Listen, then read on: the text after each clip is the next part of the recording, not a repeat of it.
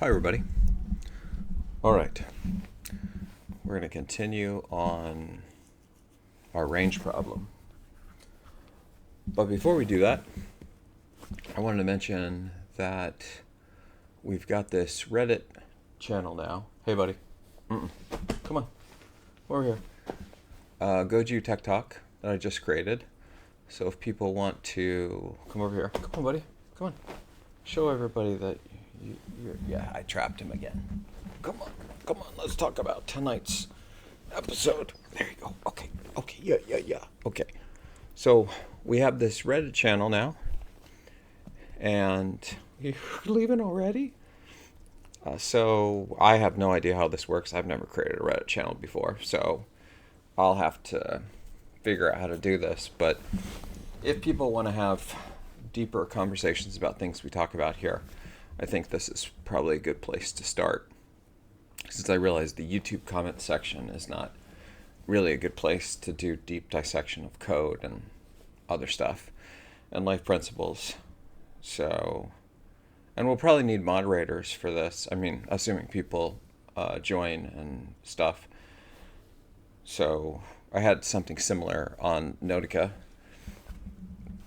So if people are interested in that, then yeah, let me know and we'll chat about it. And hopefully we can have this be kind of a place to discuss things. Okay, on top of that, as I was just discussing with Taylor, I think we are going to maybe highlight some of the, I'm going to call these virtues now, mostly out of an inside joke that I have with one of my longtime friends, Dave Stewart. So Dave, if you're watching this, yes, this is my nod to the Ultima 4 Quest of the Avatar that we talked about in one of the earlier podcasts. These we're going to call these virtues now. Things that we should maybe be striving toward that make us better people. And as I was discussing with Taylor, and by the way, this is just a temporary placeholder. I don't know. If someone can come up with a better name, we'll use that better name. But I haven't been able to figure that out yet.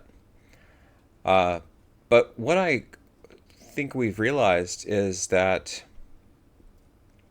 the virtues by themselves individually are neat, but I think that it's more interesting to consider them in conjunction with each other for the different topics we discuss.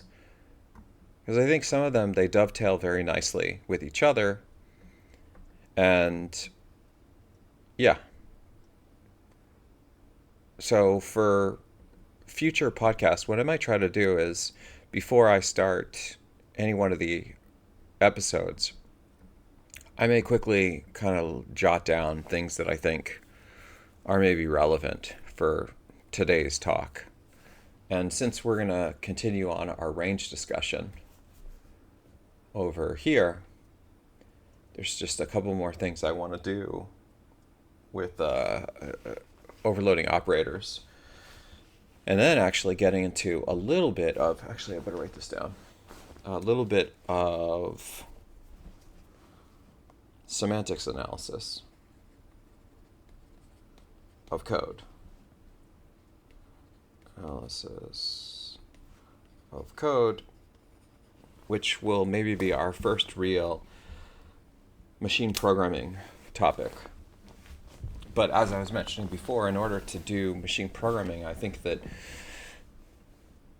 you have to have a reasonable understanding of software engineering and programming languages minimally. If you want to make the system scale and fast, then you also, I think, need to understand systems. But if you want to make the machine program system have value, then I think you need to understand software engineering and programming languages. And ultimately, I think those two things are different.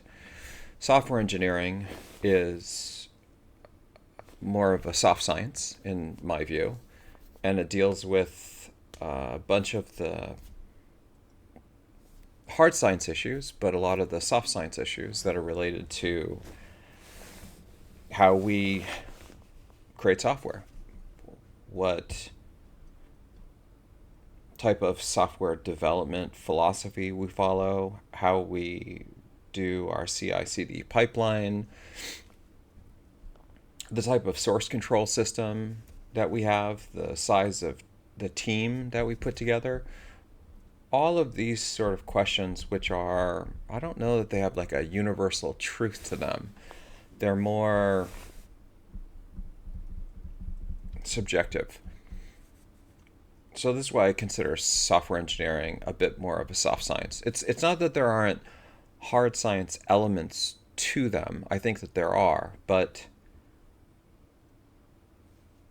like the team size, I don't know what the ideal team size is for any particular project. And I don't know that there is one. I think it's very contextual. So in order to build a machine programming system that would have value in software engineering, I think that you kind of have to understand software engineering. Likewise, if you're trying to build a machine programming system that works with programming languages, I think that you have to understand programming languages. And if you don't, especially if you don't understand them deeply, I think it's somewhat unlikely that you're going to be able to build a machine programming system that has true value, long-term value. That's not just a flash in the pan. And one of the sort of go-to points that I have with Linus Torvalds is, while I have a huge amount of respect for Linus building Linux and the Linux Foundation community building Linux, I do think that Linus's true masterpiece is Git. And part of the reason why I think that's the case is I think in order for Linus to build Git, this is all speculative, it's just my view on this, I think that you have to deeply understand software engineering. And I think Linus likely didn't understand software engineering deeply enough when he was creating Linux to create Git. But after working on Linux for over a decade, or whatever the time frame was, then he understood source control, version control, those types of things deeply enough to where he could build Git. And I think I've had a very similar path in that when I was first creating Notica, my first big project, I couldn't build Merly. I didn't understand programming languages, software engineering, machine learning, systems. I didn't understand any of the four machine programming domains well enough to be able to even understand the right problems to solve. So I needed to go through this process, and creating Notica was the first of many steps. That taught me large-scale software development, taught me understanding the practical aspects maybe of programming languages. And then through grad school, I learned about things like machine learning, systems, more theoretical aspects of programming languages, theoretical aspects of software engineering, so on and so forth. And then more time in industry, I learned maybe how to deal with the duality of being a practitioner but also being a theoretician, and how to build systems that try to straddle both sides. So anyway, the high level point of all of this meandering is, once we finish some more of the code on this episode, I'm going to discuss what we've solved over the last few, and I'm going to relate it to how it could give us insights into how to build a machine programming system. And then maybe as we go further, we can get into the details of how one might go about actually doing some of those things. But as we discussed before, in order to do the machine programming systems, we first need to have expertise in those two areas, software engineering and programming languages, minimally. So, yeah.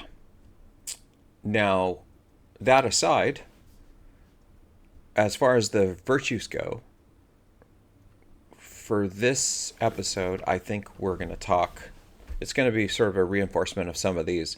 And I could probably add more, but this feels like sort of enough. And I tried to group these in sections that maybe are somewhat relevant to each other. I also just spent all of maybe 17 seconds putting this together, so this is not perfect. The first is we're continuing along the lines of avoiding racing to the end. And the reason for that is this concept of ranges, I think, is actually very important. And I think things like the Python programming language, and in fact, I think advances that are happening in C++, maybe in the next version, are starting to do things with ranges. So when you see like for loops, and it's like start with this and then it's like this colon some container, that's a range. And I think ranges are very powerful, and I think they can be really good techniques to elide away potential errors that you might have otherwise. So I think that this is also along this line of it's a complex problem and it's worthy of us thinking deeply on, which hopefully will become apparent by the time we get done with this sort of third iteration. And by the way, even this third iteration, I don't think that we're going to be finished, but we might be far enough along to where we can start to see some of the elegance that can emerge. On top of that, this continues along the line of the small footsteps every day that we're going to just chip away at this. Again, where we are today is the culmination of things that we've been discussing at least over the last several episodes. And I think that this is probably a really good demonstration of what it looks like to do small footsteps every day. And while we haven't been doing this every day, I think I missed yesterday. Sorry about that. We're getting close to this. The next is to aim for meaningfulness, not happiness. We're doing this because I think this is meaningful, not because it's necessarily making any of us happy. That it's just sort of going to the next point, the responsible thing to do. And it's also part of the reason why I have zero plans to do anything like about how to build a large language model or a transformer. Well, maybe transformers we could do, but large language models I probably would avoid. And part of that is I feel like there's enough noise about LLMs, or as we call them at Merley, LLMs, language-only models, that I think it's, at least for me personally, again, I'm not trying to judge anybody else. People can do whatever they want, but for me personally, it feels irresponsible to continue to promote something, especially in the vein of machine programming, that I feel has somewhat limited value. That I think that it can be useful, but not as a core mechanism to advance the field. And I think that it would be irresponsible and a bit reckless for me to do that. So I'm just not going to do that. And then we're going to continue to seek out failure. In fact, I'm going to go back and I think I'm going to change something that I thought about. I think I'm going to change something. Yeah, well, we're going to look at it, but it might be this. Yeah, it might be this. And I might look at changing the names of things just so we can spend a little bit more time on that. This will continue on mastering the basics. We'll talk more about basics. And then one additional one that we haven't talked about is betting on yourself. Part of these learnings is, in some sense, I think we are betting on ourselves. Anytime that I think you are focusing on personal growth, you're focusing on trying to learn more, I believe that you are betting on yourself. And I think that's great. In fact, there's some book that I was reading that was talking about one of the one of the things that makes sort of founders or co-founders, entrepreneurs slightly different than many of the rest of the folks in the world is instead of just betting on others, like many people do when it comes to putting their money in the stock market or putting their money in their 401k, founders, co-founders, entrepreneurs, they're betting on themselves. They're basically saying, I'm going to do my own thing and I'm going to put my money on me rather than just on somebody else. And I quite like this idea. I think that, again, it should be data driven. I think, would I bet on myself when I was like a 16-year-old to do my own company? I don't think so. Even as a 25-year-old, I mean, I didn't know much. I still took the risk, but it was sort of a controlled risk. But I think that as you build up more and more evidence, it's my hope that it should be the case that we can feel more and more comfortable betting on ourselves. And I think you can still bet on yourself when you haven't won the Turing Award, or you don't have a PhD, or whatever. You're just like early in life, or you're still trying to find your path. But you can still bet on yourself in small ways. And the small ways, I think, will often be things that you're going to spend time learning. This whole notion that anytime you are growing, you are betting on yourself because you're, in some sense, giving yourself time to grow, to become better, under the premise that that growth is going to have maybe rewards. I mean, on top of the fact that learning in and of itself is rewarding. I'm a little low on caffeine. I'm a little low on sleep, so this might be a lot of Coke Zero episode. But anyway, betting on yourself, I think you can be betting on yourself your entire life. But as you become more seasoned and you have more data, I think that I would encourage each of you to bet on yourself more. And I'm not saying go create your own startup and follow your dreams without evidence. I think that those are pretty simple things to say to people, and I don't know that that necessarily leads to the outcomes that people want, like whatever those outcomes may be. But I do think that if you have really thought about something deeply and you're going to get into something for the right reasons, that is, you're going to start to do something because it adds tremendous meaning to your life and you understand the consequences of it. Like you might not succeed, or it might not bring you a ton of wealth, or so on and so forth. And you're convinced that it's something you still want to do. You're going to be responsible, take accountability, even in the event that it may not work. I think that those could be really good cases to bet on yourself. And then, of course, you really need to stay committed.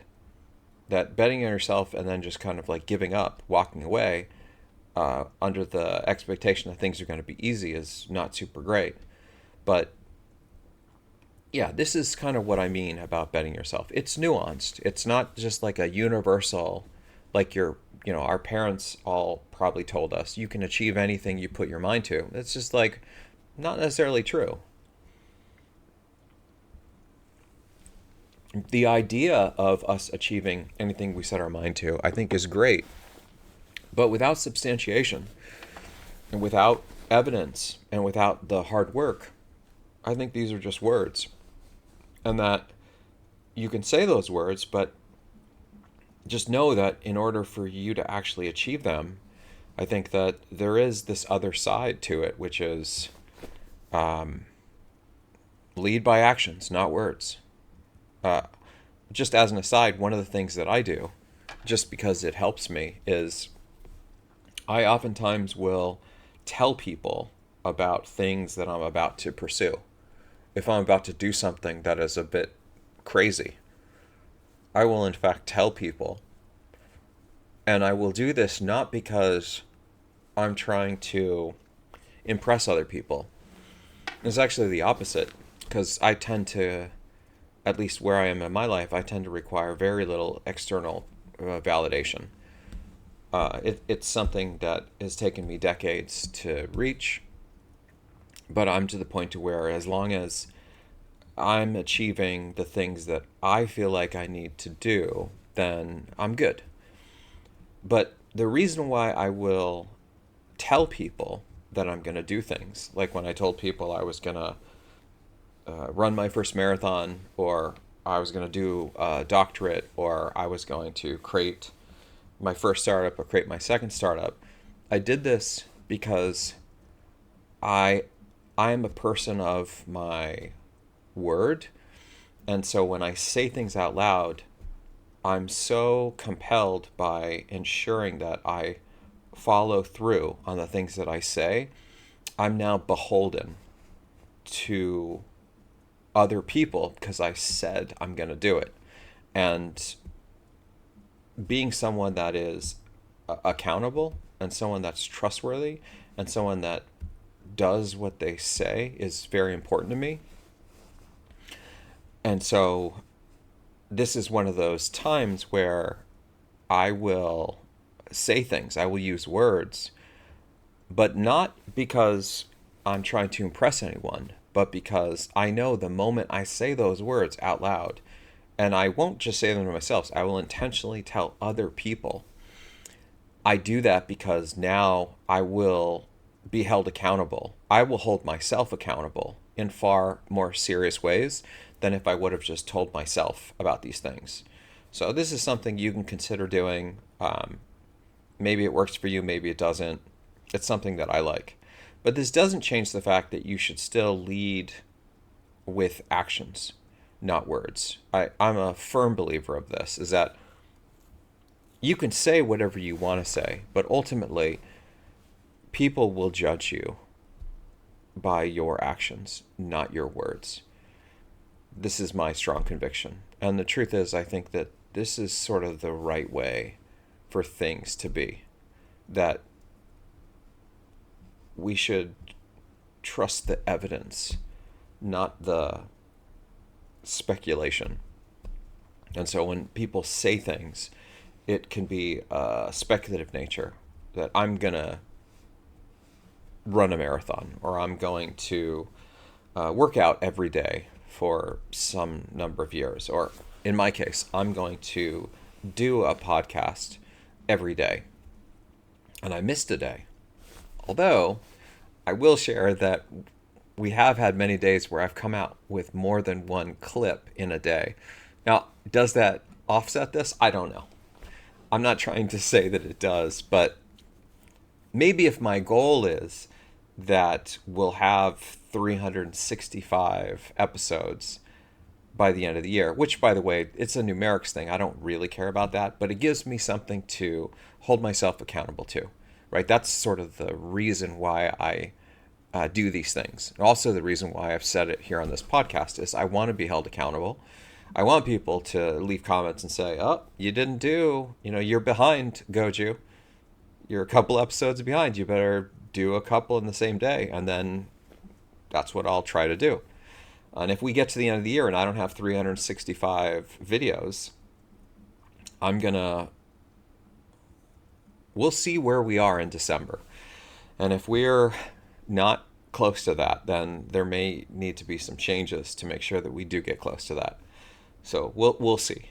But hopefully by now, you have some sense that I try really hard to follow this principle. And this is one of, I think, the biggest secret life hacks is small footsteps every day. You can conquer almost any mountain. Anyway, so continuing to go on this lead by actions, not words, we're going to do some actual actions today. So we're not just going to talk, we're going to actually write some more code. And that's going to continue along the lines of practicing. So I've put in my 10,000 hours with writing code. Doesn't mean I'm anywhere near finished. I think there's far more that I still need to do. But hopefully it's to the point to where I've done enough to where I can kind of move with some intention. And I think that's one of the benefits of practicing a lot, is that after you get a large amount of practice with some of these things, and again, most of the stuff I think it's just the practice. You just have to put in the reps. There's some quote that says, games are games are not won by how the team plays in the game. Games are won by how much practice the team puts in leading up to the game. Something like this. And I strongly support this. I think that if I was trying to learn how to program for the first time on these podcasts, I think that that might be really hard to demonstrate the points that I'm trying to demonstrate. And so the higher order bit is, I hope those of you that are watching that aren't experts in programming or software engineering, machine learning, and systems, is that you can see these as sort of a gateway of, if you put in the reps, and I really do believe if you put in the reps, you stay really focused on things, that you can really achieve some spectacular results. But it's going to require work. It's very different from what legacy media wants to, I think, sell a lot of people, which is you can be a child prodigy at 17 and start solving all the world's problems. I mean, rarely, if ever, have I actually seen that happen, much to the disagreement with what various media outlets may try to put on us, because it's sensational, unfortunately. And I do actually think that they're doing a great deal of disservice to us as a community, because I think that they are trying to share with us the wrong kinds of, I don't know, qualifications, and create an environment where we're beholden to our gifts. So let me explain what I mean. Is that anytime really any media outlet does something where they talk about some child prodigy being able to do something amazing, they are basically, in my mind, they're basically saying the same thing as, this person was born beautiful, and because they're born beautiful, they're going to be able to achieve all this greatness that the rest of you are not going to be able to achieve. But I think that for most things in the world, we know that this beauty aspect is very much circumstantial. Is you're just kind of born this way. It's a gift, right? And we know not to use this really for anything that's beyond just the superficial. It just, beyond, it has nothing beyond being skin deep. And so we know that. We know that, like, oh, there should be more to someone than how tall they are, or how great their hair is, or how pretty their face is. We shouldn't be superficial like this. But for some reason, there's this notion, I think, in society that intellect is somehow different. It's special. But in many cases, it's the same. It's still just a gift. And the truth is that that gift by itself is not enough, I think, to make you great. In fact, I know many people that have significantly more raw intellect than I have. Significantly more. They're much faster thinkers.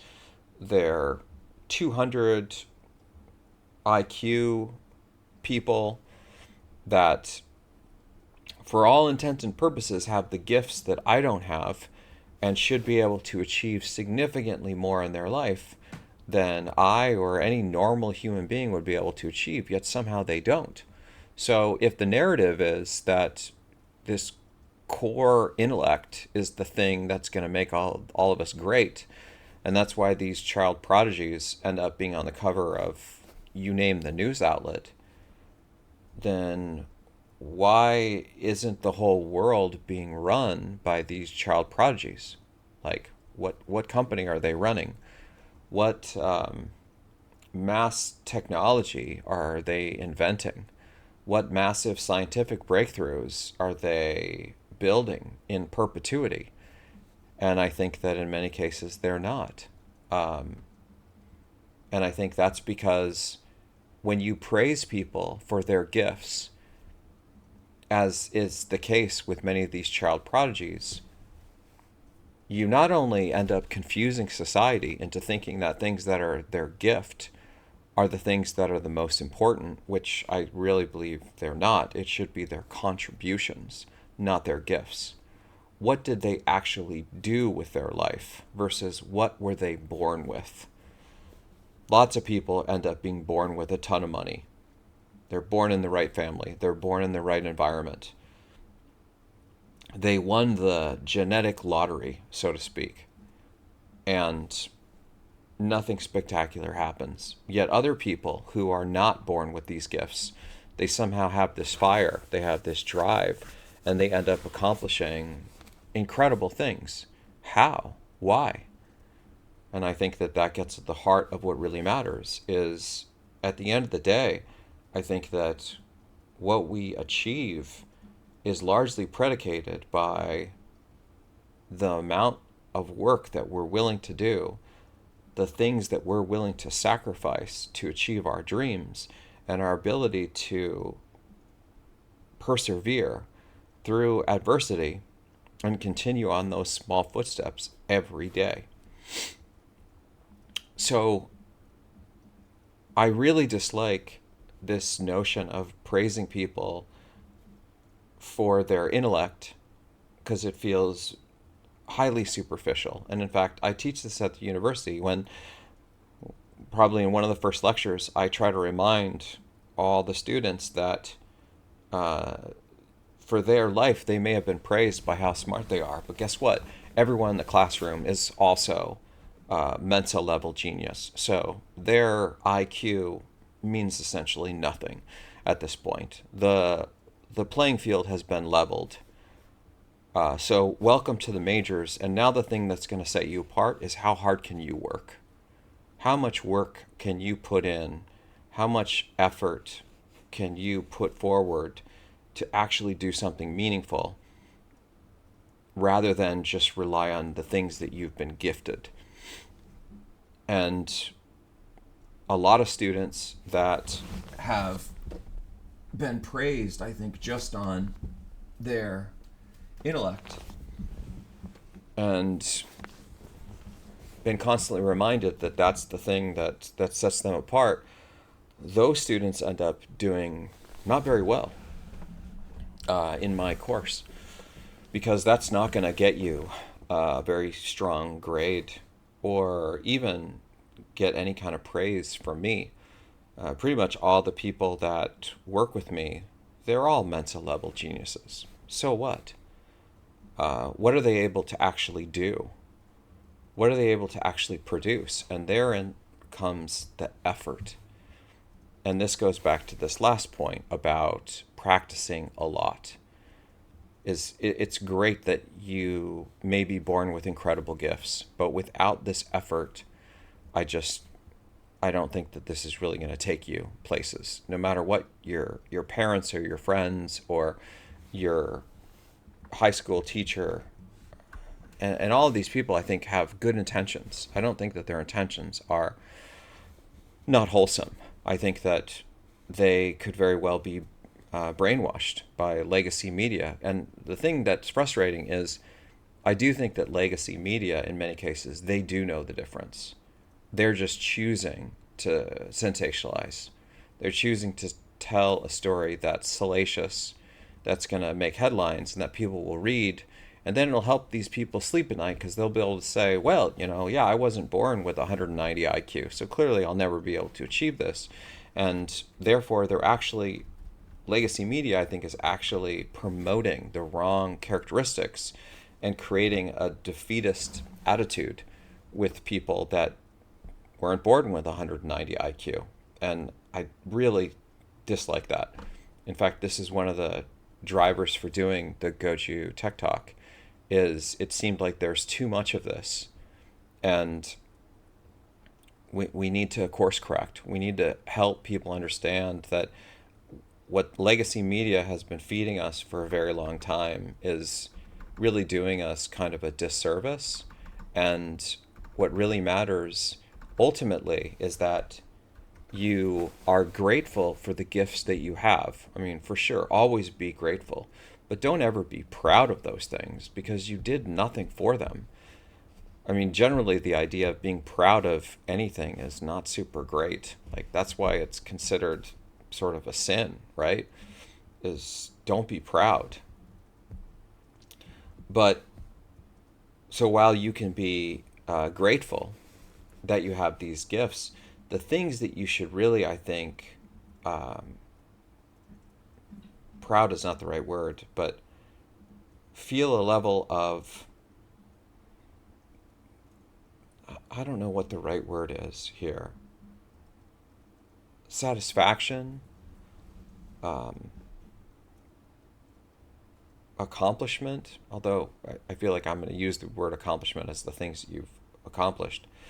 But something that gives you some level of gratification, of maybe ownership, and that is in your achievements. These are the things that you actually did. So if you put in your 10,000 hours and you're now a master level pianist, wonderful. Or cellist, excellent. Violinist, all those things. Yeah, you did that. Um, you're you're a world-renowned soccer player or weightlifter or marathoner. Yeah, you did that. Coder, these types of things. Yes, you did those things. PhD, great. That is something you work toward, and definitely, I think, focus on those things, the things that required your actual effort rather than the things that you're just born with. So my hope is that for those of you that may be paying attention, and you might have been maybe misguided into thinking that you're so amazing because of this incredible IQ that you were born with that you had very little to do with. My hope is that this helps you see that that's a gift, and it's great that you've been gifted those things, but it's really about what you do with those gifts. Those gifts in and of themselves are not necessarily so amazing. Or at least that's my take on this. Okay, wonderful. So this is basically the full list of things that we're going to talk about today, or a quasi list. And the last piece I want to share is to not take yourself too seriously. This is something I try to do constantly. And if you haven't noticed this already, I will I will make fun of myself, and I make mistakes all the time, and I try not to, but I'm not perfect. And I am trying to do the best that I can, but I know that I'm not perfect, and uh, I know that this idea of perfectionism is something to strive toward, but not necessarily something that is achievable, at least not in perpetuity. And so because of that, I don't take myself too seriously. Like I try really hard to get things right, but I know that I make mistakes. And so because of this, I will allow myself to not get things right. And this is something that you may have noticed on this channel is I try really hard to have these podcasts where I don't make edits to the stream or to the video. If you see edits, oftentimes what the edit will be is I accidentally shared something on the screen that I wasn't supposed to. Like there was an edit in one of the prior slides prior episodes. Like, for example, that right there, that was actually just me misspeaking, but I'll leave that in. Because the point is, I want people to know that we all make mistakes, and that's normal. That's okay. Uh, it shows that we're trying. And if we didn't make mistakes, if everything we did was perfect, we probably aren't trying to push ourselves as much as we should. So if you ever find yourself in that situation where you're not making any mistakes anymore, I might recommend that you look at your situation and ask if there's more that you can do where you will be making more mistakes so that you can learn from them. So along those lines is if you see an edit, sometimes the edit will come from the fact that I am accidentally sharing something I didn't mean to. This happened in one of the prior videos where I was showing something, a screenshot that Taylor had sent me, and I accidentally shared an org chart with some of the team members' names on at Merly, and that's really not appropriate for this content. So I had to make a minor edit, and then you'll also see if there's other things that are, I don't know, maybe I got too off target, I might do edits. Or if I need to combine videos, this type of thing, that I may have these other edits. But mostly the edits are not to, they're not to correct content that's wrong. They're to either stitch things together or fix audio or something of that nature, but they're not to hide mistakes. And so if you see those edits, know that that's generally what I'm doing. And if you see mistakes that I've left in or we've left in, that's usually on purpose.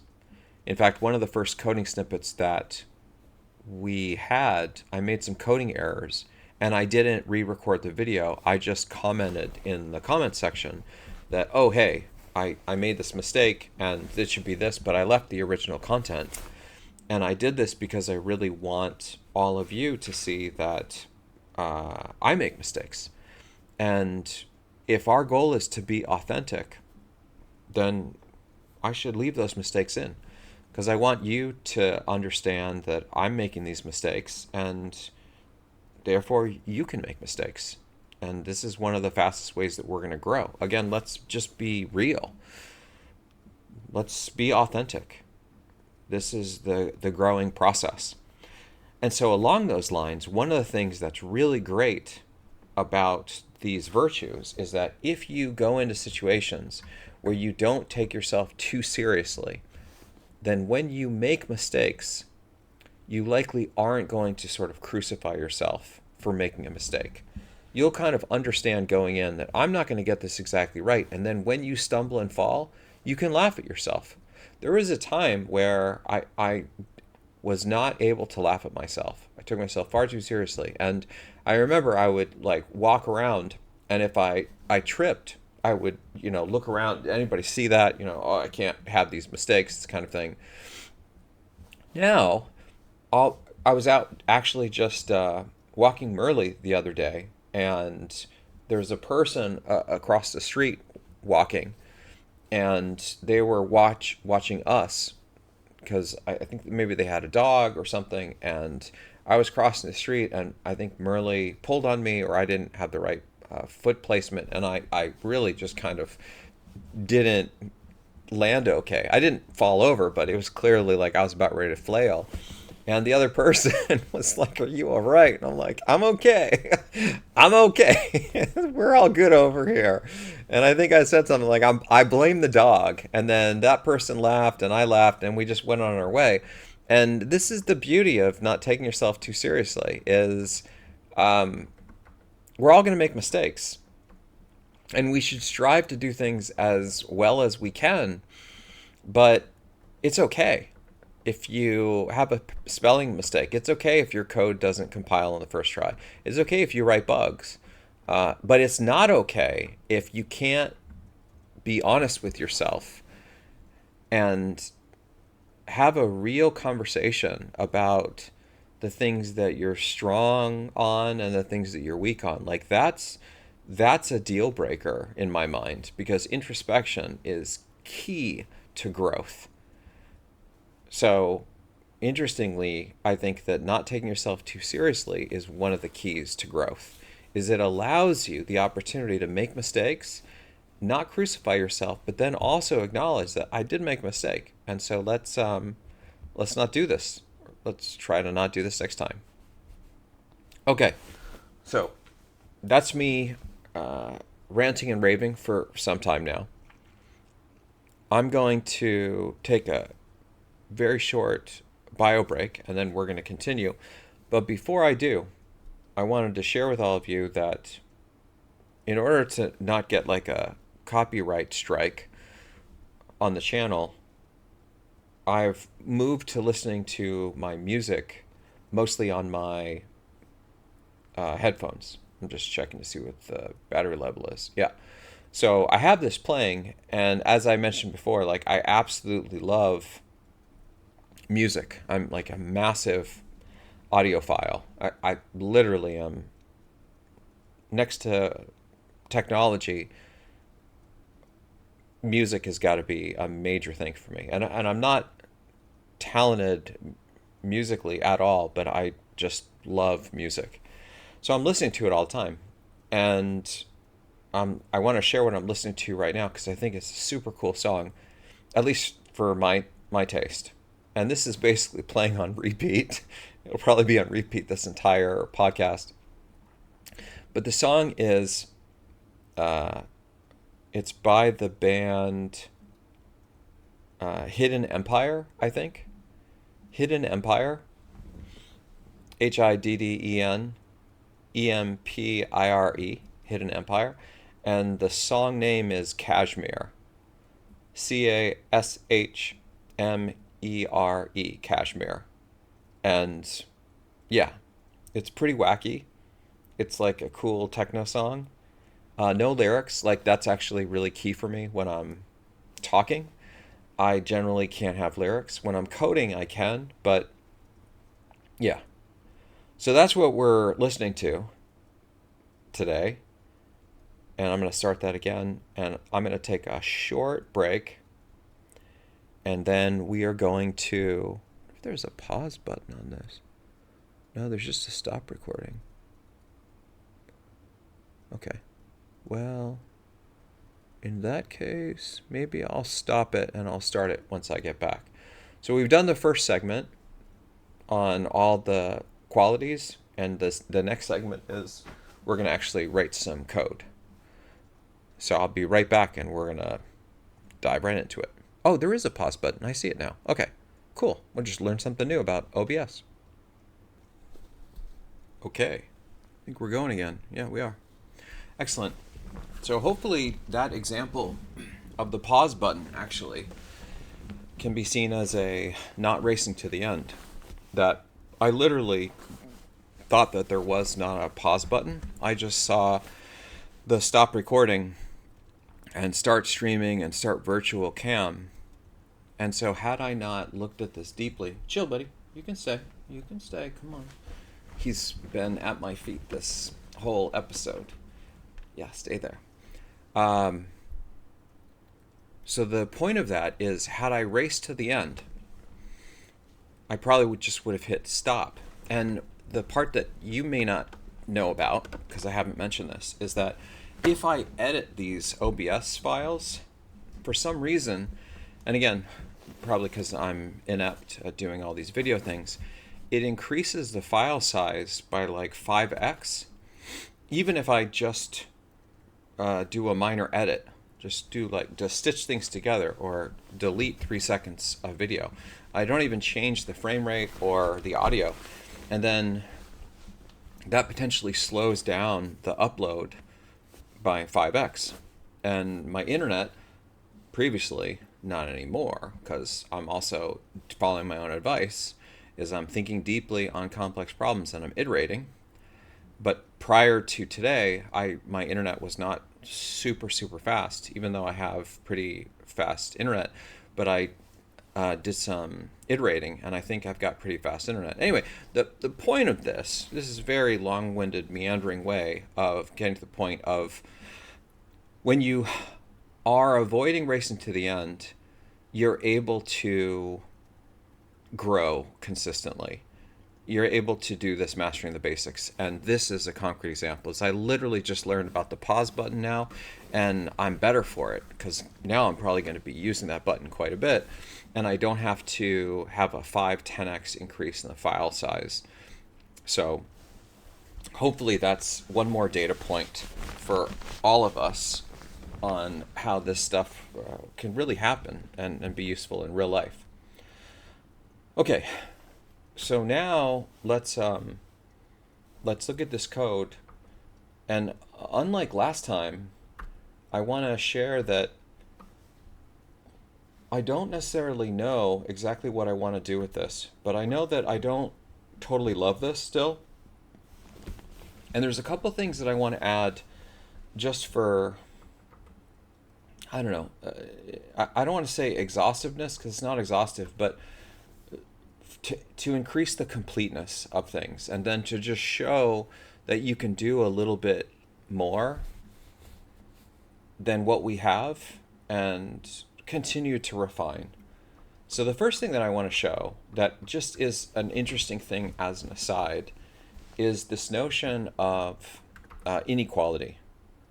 Okay, so we don't have the not equals to operator in this yet. So my sneaking suspicion is that if I go to our SSN ranges, and let's actually just let's add like a new test. We'll call this SSN basics. Yeah, it's a good name, I guess. And we'll call this test SSN basics. And we have this thing. Let's go ahead and try to compile this. Oh, yeah, it's now clearly we know the types of mistakes that I make. I've made this mistake, I think, at least 3 times. So again, don't take yourself too seriously. Like, I should probably be learning from this. Maybe if I do it again, it'll be slap on the wrist. Okay. So I don't want to do this SSN ranges check. I just want to test the basics here. And I want to do this where I can say 0, 0, 0, 0, 0, 0, 0. By the way, I have no idea if that's actually going to compile because I don't know if the... Oh, we'll see. And I'll call it 0, 0, 0, 0, 0, 0, 0, 1. Okay. Let's see if our compiler likes these. Oh, that's cool. Yeah, it seems to be letting me do this. Okay, cool. So this is going to enter into our test SSN basics. And I want to say if S1 is not equal to S2, then, I don't know, do S1 is not equal to S2. Yeah. Cool. And then it's going to say, yeah, you don't have this not equals to operator. So just to demonstrate that we do have the is equal to operator, let's change this and change this to this and then change this to this and then try this again. So we're going to try to compile. It does compile. And now it should go into this. And what we should see is that it's going to say, yeah, these things are the same. Okay, and it does. So that's cool. Our code kind of works-ish. But now I want to be able to check if they're not equal to each other. Okay? S1 is not equal to S2. And by the way, part of the reason why I'm typing this out is it's good experience for me to learn what these special character keys are on the Kinesis keyboard. I've had several of these Kinesis keyboards before, by the way, and this one, they moved some stuff, like the big one that they did that kind of messed me up, they moved the caps lock key. They swapped caps lock and escape. I actually quite like it now, but at first it was really messing with my head. And then there's some other ones like the question mark and equals. It's not the normal place, but I get a sneaking suspicion that they kind of have thought about this more than I have. So I'm trying to sort of learn their layout. I'm just sort of trying to make excuses on why I keep typing the wrong thing. I just clearly don't know how to type. Okay, so not equals doesn't exist. So let's implement this. And before I implement it, I want to give all of you a moment to think about this. And I think you've seen some of the other things that we've done. Like we've implemented the less than operator. And it's okay, buddy. And we implemented is equal to. And I remember saying, yeah, is equal to is probably going to be easy. And it was. I mean, I think that's pretty easy. So now we're going to implement operator, operator not equal to, as this n, const that, const this, okay? And before I actually write the code, I want to give all of you an opportunity to think about this and see, what do you think? How would Goju implement this? Keep in mind, I'm all for minimizing the code footprint, especially any kind of redundancy.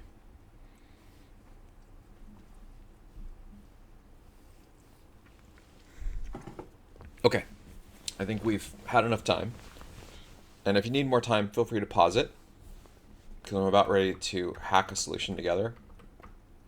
Oh, and by the way, when I say hack, I mean this in a loving way. I don't mean hack as in I'm hacking a system. I mean the people that I think are the super coders in the world, they're hackers in that they hack on things.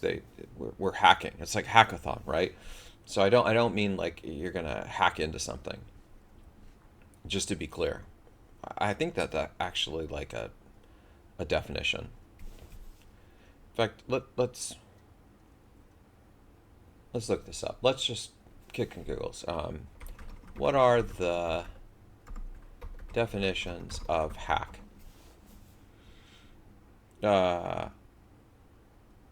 Active. The challenge of the hack itself. Yeah, I don't. Okay, what about this?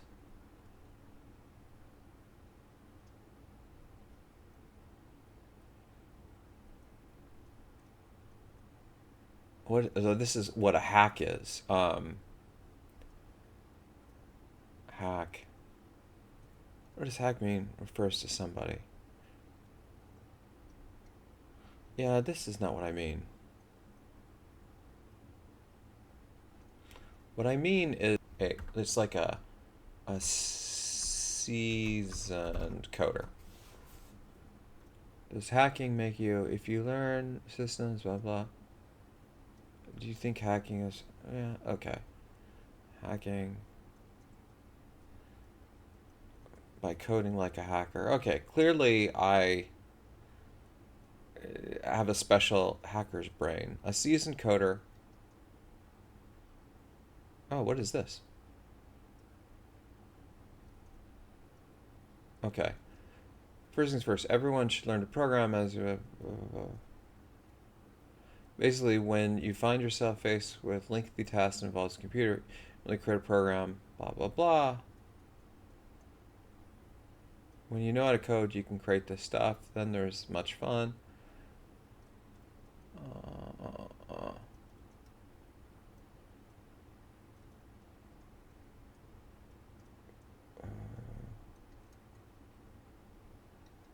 I'm really going down a rabbit hole here.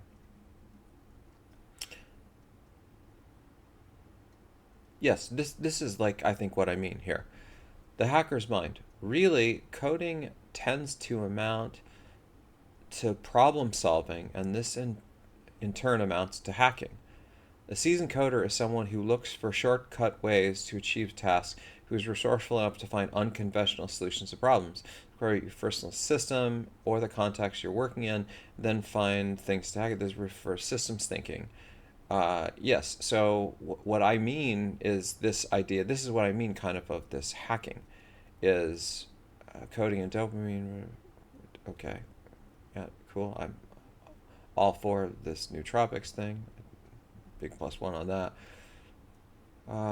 Yeah, so I think that this person gets what I mean about hacking. Is it's this notion of you're you're just writing more code. You're just coding. And that's really what I mean. Okay, so now maybe we're all on the same page for that. Excellent.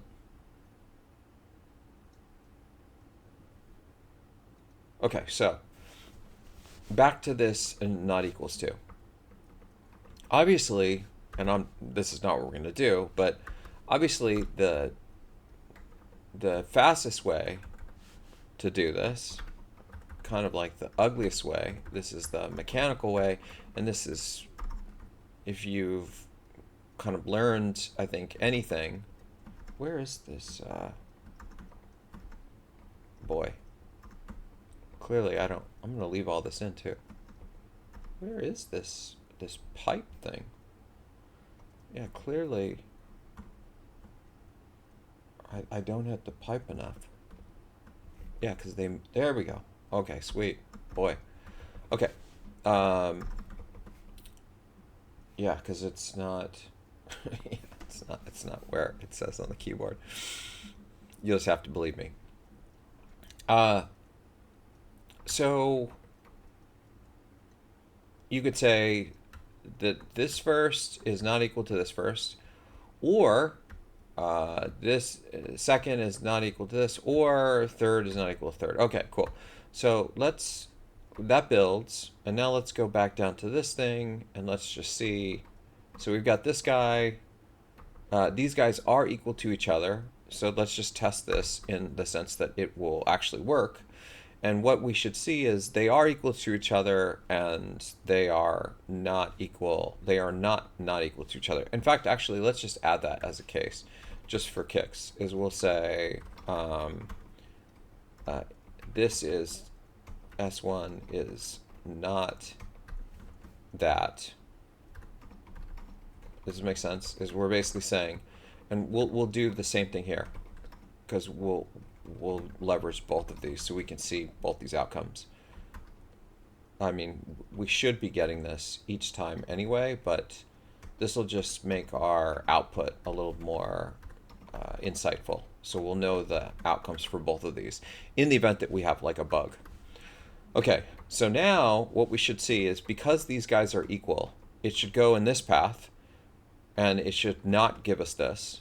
And then it should go into this path, because it's going to say these are, it won't go down the path of not equal. It'll say they're not equal. And then the nots invert, and then it is equal. Make sense?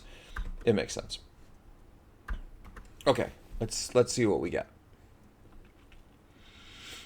Okay, it's what we thought we would get. It's equal to, and it's not equal. Perfect. Now, let's change this so they are not equal. And let's see if it gives us the right thing. It does. It gives us that they're not equal to each other, and it gives us that they're not equal to each other, and then they are not equal to each other. Excellent. And that's what we wanted. Now we're going to leave this code in place. Oh, and let's just do a little bit more testing here, just to test the various different bits of this. Again, ideally these would be all their own tests, but I'm just lazy. Okay, yeah, so that's correct. And then let's just make this a little strange. And the reason why I keep changing the other one is I'm trying to make sure that it's going to test each of the individual things. And so it's an ablation analysis, where you're isolating a single variable. And the single variable in each of these cases that I'm isolating is third, second, and first. Hopefully that makes sense. Okay, and again, not equal to. Perfect. Okay, so this all works correctly. Now, we know that this works, but I don't like this. This is just a really hacky, kludgy answer in my mind that we can do much better. And I'm going to make us do better. Because, and the reason why I think that this is hacky is, first of all, almost anytime you use copy paste, like if you find yourself copying code and pasting code, you probably are maybe on the wrong track. That's my strong conviction. And this is from someone that I've done this quite a bit. And so if you find yourself doing copy paste, like you might want to pause for a moment. Try to write code where you don't copy paste. So we copy pasted this and I don't like that. Like I think that there's a better way. And so the better way, which I kind of gave us the cheat code to already, is this is the cheat code, right? So we're just going to take this as the cheat code. And I realize I just copy pasted it, but you'll see. So I'm going to say this, and then what I'm going to say is I'm going to say this, and then I'm going to say that. So I'm going to leverage the is equal to operator and have it do its thing. And then I'm going to say, just give me the opposite of that. If it's equal to the other one, then it's going to invert that. So if that's true, I'm going to invert it, and then not equal is going to be false. But if is equal to is false, then I'm going to invert that and it's going to be true. Easy. Easy peasy. So we're going to go ahead and this compiles. We're going to go ahead and run this and see what it gives us. And so now it's saying that this is not equal to, and it's not equal to, which is what I think we wanted. And let's go back down here and let's just check. Yeah, they are not equal to each other. Okay, so let's go back and make them equal to each other. And let's see what we get. And notice that the thing that's nice about this test is these tests are testing independently of the different operators. I'll show you an example of why that's useful in a second. So in this case, it's saying that they are equal to, and it's not equal to. Okay. The reason why you want these two tests here is that we couldn't get this wrong. We can get one of them right and the other wrong. This is us getting it wrong. I deleted the not equal part. Now, what we'll see is the first part will be right, but the second part will be wrong. And that's why we do the two different tests. Hopefully that makes sense. And we'll revisit this so you can see. The first one tests the equality operator. The second tests the not equal to operator. And then the else conditions are just saying the opposite of that, saying if you didn't go down this path, then you must believe it's this path. And so that's why we just not it.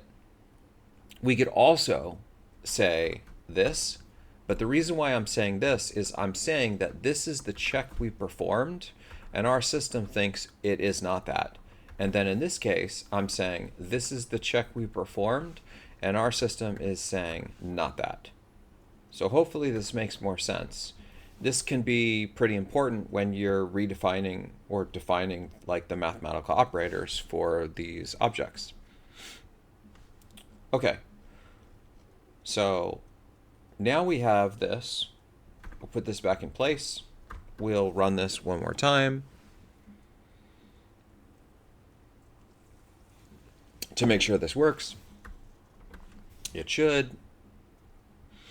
Okay, it's equal to, it's not, that gives us the right answer there. Let's just test one more time. Not that we need to, we'll do it anyway.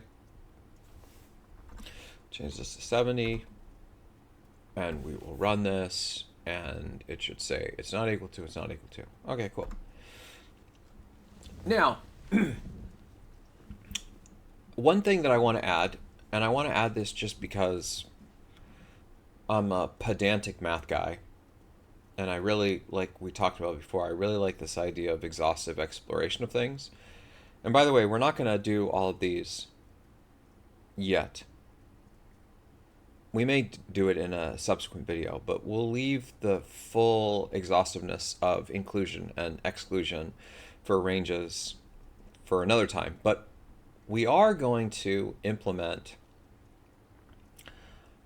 less than or equal to. And the reason why I want us to implement less than or equal to is I kind of like this, but I kind of feel like we should be able to support the expression that people would want to say this. I like the idea that people should be able to say this. And so I want them to express it that way. We did this last time because I wanted to show that we could just leverage the less than operator, and then we could invoke the not equal to, or the is equal to operator as the second part. And we showed that we can. But what I want to show now is that we could also just implement less than or equal to. And so let's just do that. Let's just implement operator less than or equal to, SSN, const that, const, and this kind of thing. And so, as I suspect you probably already know, we'll just do this like we did it before, which is this is less than that, or, see, I remembered what it was this time. This is equal to that.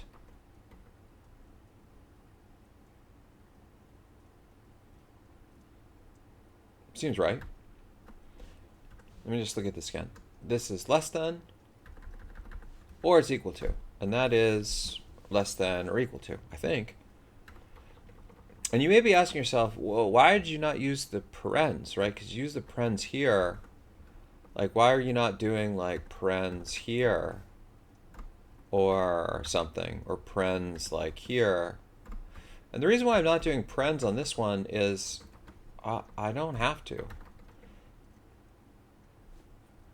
I don't put parens here either. And I'm not saying that you should only use parens when you have to, but I am saying that, you know, if you go crazy with the parens, right, let's just go down this rabbit hole a little bit. I could add these parens, right? And then I could also add these parens. And then just to like make it super important, I could add this parens. And this will still compile, I think. Yeah, right? But why are all these parens in there? Like, is this helpful? I feel like this is actually making it more confusing. And so this is a somewhat subjective thing. I'm not saying that I think I know what the answer is, but the general rule that I have is if I feel like it's not complicated and it's clear that there's the operator precedence is just going to be kind of left to right, like it is in these cases, I'm just going to kind of leave it the way it is. It's only in cases where I think that it could be misinterpreted that I'm going to put stuff around it. Like, for example, if I have something like this,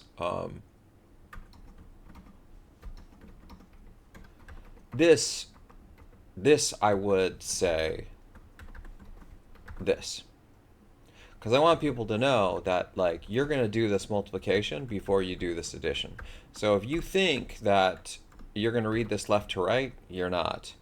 And so for those people that may forget that the arithmetic rules don't go left to right, that there's operator precedence in them, I'm going to just remind them to make the code easier.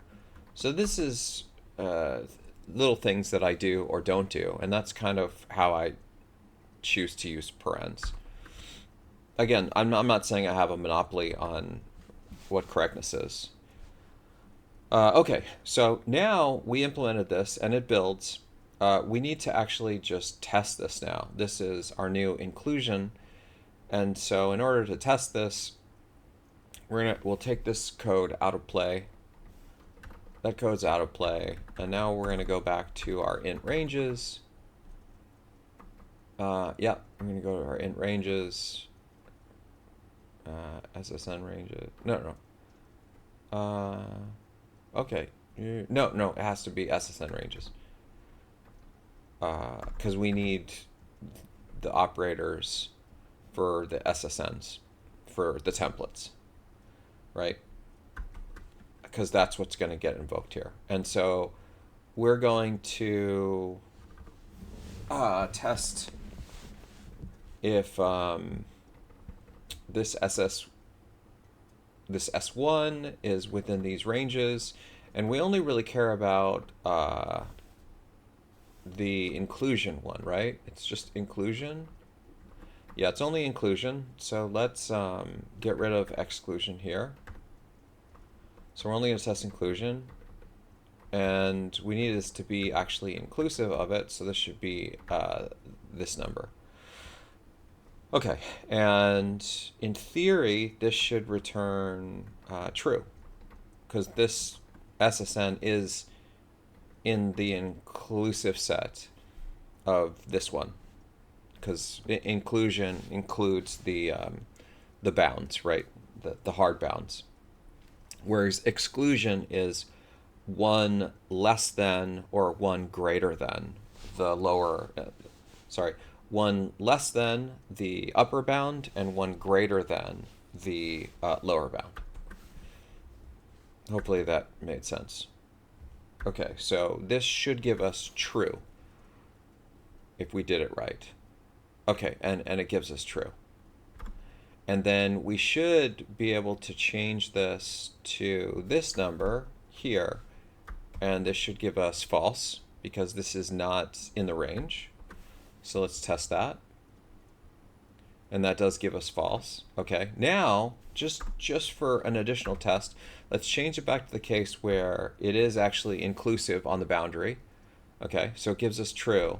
And now, just to show that our operator is actually doing the right thing, we're going to take this equality part out, and we're just going to do less than. And this should not work, right? Because it's on the boundaries of equality, and so it's not less than. It should fail. Should it fail? Yeah, it should fail, right? Because it's right on the boundary. When it gets to the second comparison, because it's going to do two comparisons, right? It'll do lower and value, and that will be true. And then value and upper will be false, because value, which will be this one, will not be less than upper. They're the same. It's the equality that would trigger, so this should give us false if we did it right. And it gives us false, which is great. And now we'll go back and we'll add this back in. And this now is, we're going to run this again. And now it gives us true, and we did it. Excellent. Cool. And so now let's look at these operators that we have. We've got, I'm just going to put them here as the, did I get that right? Oh. I'm listening to the same song, and I'm really enjoying this. It's like I get to do this podcast, at the same time I get to listen to this awesome techno music. It's having the time of my life here. Okay, so mathematical operators, and we implement equality, not equal, less than, or equal to. Yeah. Now we currently don't implement greater than, or equal to, but we could. And should we? Maybe I'll leave this just as an exercise. The thing that I think you can do here is obviously those operators take the similar signature as these ones that we've implemented. But because we've implemented their inverse operator, I suspect you can implement them through an inverse call of the original. What I mean is that because we have equal to implemented, you can likely implement not equal to as the inverse of equal to, and therefore you can implement the less than operator as the inverse of which one? Is it the greater than operator? Or is it the greater than or equal to operator? Interesting. And then do you have to do a swaparoo here? So I'll leave this as maybe an exercise for all of you to explore. And then we will essentially have some sort of mathematical completeness.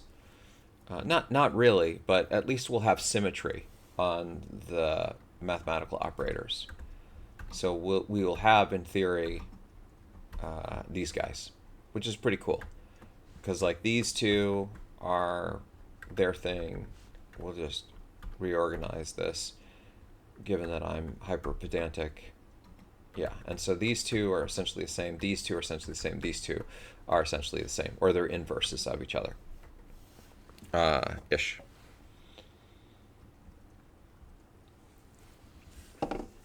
Okay.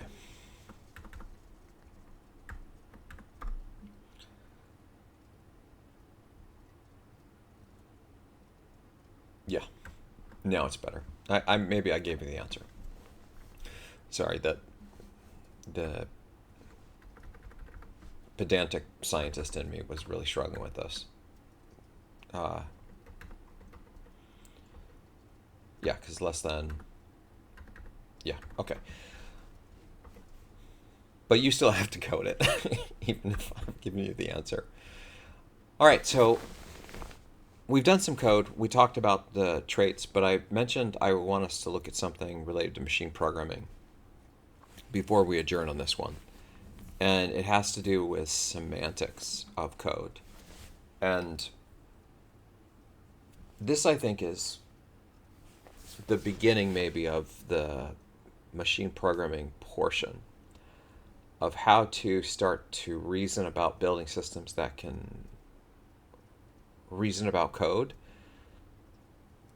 from semantics and then start to learn about intention. Now, intention is a far greater concept, I think, than semantics. Semantics, in some sense, I think you can reason about as what is the code actually doing? That's the semantics. The intention is what is the code meant to be doing? And intentionality can be significantly, in the ideal case, the semantics and the intention would be the same. This is an ideal world. You write some code, its semantics do one thing, and its intention is exactly what you had set out for the code to do, and you got it exactly right. There are no bugs, and so the intention matches the semantics. In most cases, this is not actually what you get. Intentionality is a superset. Yeah, a superset or a different set than it's not an exact match of what the semantics are. So we're not going to think about intentionality yet, but as far as semantics go, there's some really interesting things that we can start to reason about when we have code that is sort of following good mathematical signatures, that it's not violating the core principles of what mathematics tell us as a field. And this is part of the reason why I wanted us to do these operators, is that I wanted us to understand that when we are doing operator overloading, we are essentially what we should be, I think, at least in my view, And you aren't bound to this in C++, I don't think at all. I think you can implement these operators however you want, but my strong conviction is if you implement the less than operator, you should really strive to implement it like the less than operator should be implemented. You shouldn't implement less than to be greater than or something that it isn't in its purest mathematical sense. And the reason for that is I think it's going to confuse people. But on top of that, if you don't have the semantics match what the mathematical intuition is, you may also be limiting machine programming systems from being able to learn from this code. And the reason for that is there is a precise definition of what it means for something to be less than something else, or greater than, or not equal to, or equal to. And therefore, if you have operators for classes that precisely explain what these operators are, you are actually telling the machine programming systems essentially what the semantics are for these operators. Like you're actually teaching it, or you could teach it depending on how smart the machine programming system is, how to learn what those operators are for this type. And on top of that, the system could potentially, if it's smart enough, try to start to generalize that, especially if it starts to see enough good examples. How is this helpful? Well, if the system understands the semantics of the code, and it can reason about that by code analysis, then in cases when your code doesn't use those semantics the way they're defined properly, it could potentially identify those as bugs. That if it's seeing, for example, on the names of things, that you're implementing ranged inclusion, let's just say, right? And ranged inclusion is also a precise mathematical thing that has a concrete definition. And then what you implement is this, a very advanced machine programming system that understands the semantics of your less than operator, as well as understands that the function that you're writing has meaningful names that properly capture the mathematical operation that it's supposed to be performing, could realize this is wrong.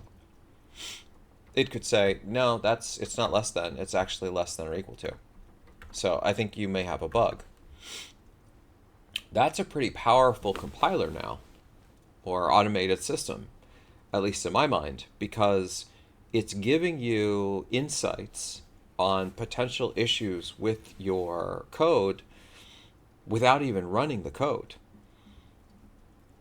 And therefore, you being able to capture your code in a meaningful way that follows sort of the general rules, again, the hard science rules of the universe as we know it today, like the hard science principles of mathematics, or the hard science principles of what it means to be mathematically inclusive in a range of numbers, or mathematically within a range that uses exclusion, then that system can start to help you see if you have bugs with the implementation. That's what a semantic analyzer could potentially do. To go one step further, if the system is very advanced and it can reason about intention, you might have the case, and again, this is very advanced, but I'm just going to throw this out there as something that could exist. You could have a function that is this, and the system could reason about all this code, and then it could say, oh, I know what range inclusive is. I understand what your intention is here, because I can reason about this stuff, and I understand the semantics of this other piece of code, and so I then will implement this.